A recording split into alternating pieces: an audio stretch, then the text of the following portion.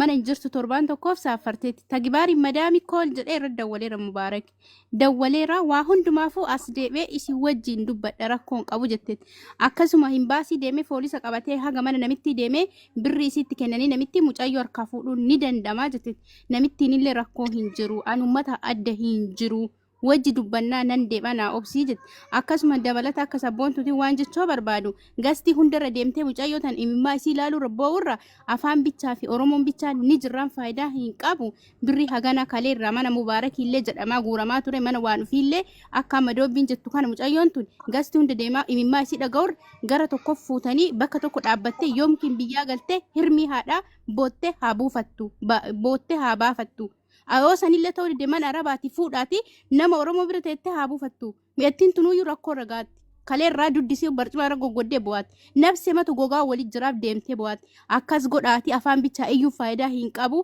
birrii hagattisanii 8,000 rooziin jettuu miti akka oromootitti ardi mulu miliyoonaan ni danda'ama akkas godhaa imimmaa isiin dhageenyu gastii hundarra fiduun faayidaa hin qabu jedha dhiifama madaamiin ni dandeetti.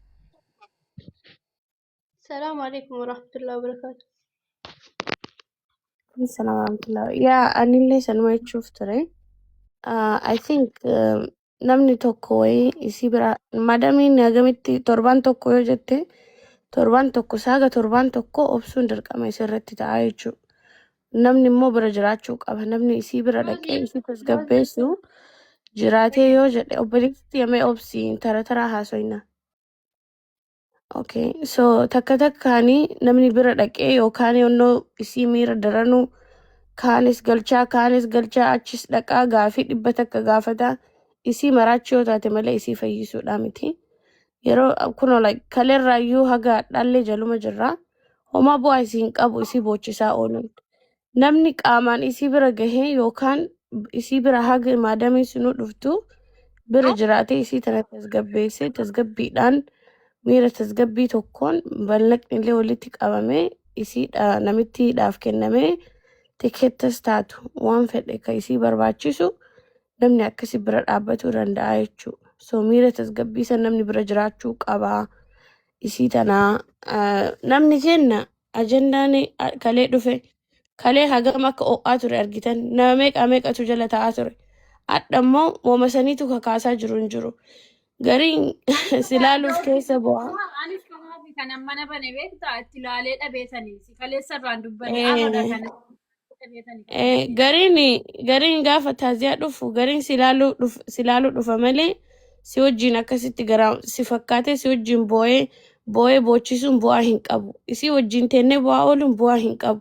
Furmaanni kami point A, point B, point C akkasii osoo lafa kaa'amee waan silaa barbaachisu gara barbaachisutti amma ijoolleen Dubaayii osoo sargii fi bakka koonsartii ta'e silaa hin oolanu maal rakkoo qaba amma arraatti silaa deemanii akkamittiin tala kana tasgabbeessuu dadhaban ofitti qabanii rakkina qaba isii bira dhaquun amma namni isii bira yoo dhaqe rakkina qaba ammoo maadamiin akkam rakkina tokko hin qabu achi ishee fuuchuutu rakkoodha malee bira deemanii tasgabbeessuu waan tokko rakkoo miti. Okay, so you're a content, please. Okay, sanille na bilbili jedheni ra nasriidhaani. Yo and then Baba Nuruddin ille yo dande keessani.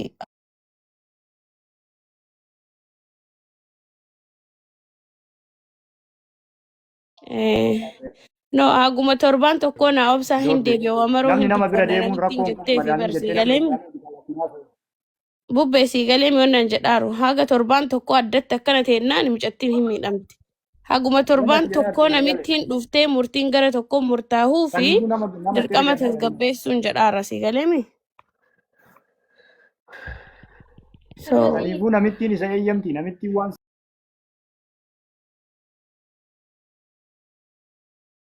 beekiyya. Tokkoffaa siin jedhee bar namittiin hin eeyyamaa torban tokko naa kennaa. Namittiin hin eeyyamtu. Jarana namittiin haadha irraa du'e namatu haadha si ajjeese yennaan eega duute taa'e namittiin micayyoon naan jette micayyoon dubbatteerti akkamitti hayyamtiif namittiin tun micoon reefu dhageettanii reefu eega duute maal godhu deemta taa'ii naan jette akkami hayyamtiif kana bara isinillee mee isaa hojjedha. Yaa kanaafuu poolisii qabatanii micoo dhaqanii achi fuudhu. Mee yeroo takka maal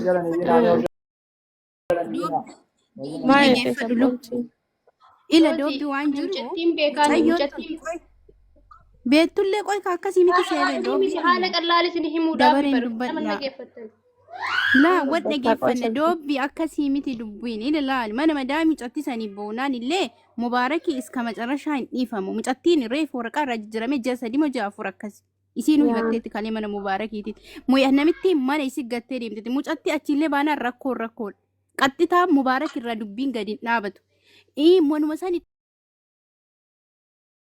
tokkuma ati deemte kana dubbiin kan keetiif dubbiin bubbee naa ta'eera achittuu deemanii jabeessuuf laazim faqqachisiisuu madaamii gaafata ol kaanii mana hambaa deemanii imarraati seerri jabaadha hin beektan akka qoosaa kanaa miti laazim mucayyoo saniin Bilbilaan eeyyamsiisuun hin no danda'amu. dhageeffadhu roozii hin danda'ama ila mucayyoo saniyyuu madaamiin kan kee golli kan kee manni kan kee akkami Dirqama ijoolleen tokko gaafatu. keessi jabeessuu dandeetti dirqama akkami akka horii jim jedhanii mana namaa seena habiibti isii sanuu gaafatanii ijoolleen takkaa lama deemtee mucayyoo tan ofittaa qabdu bisaa ittaa qabdu jedhanii eeyyamsiisanii qe'ee namaa deeman akkasuma osoo namitti asin deemu jettee achi buqqisuun hinaafu mubaarak silkii mubaarakii qabdi situ baasee hojjette hidhattee bakka inni jiru qabsiisuu dandeetti kanaaf mucatti achi baasuun indoo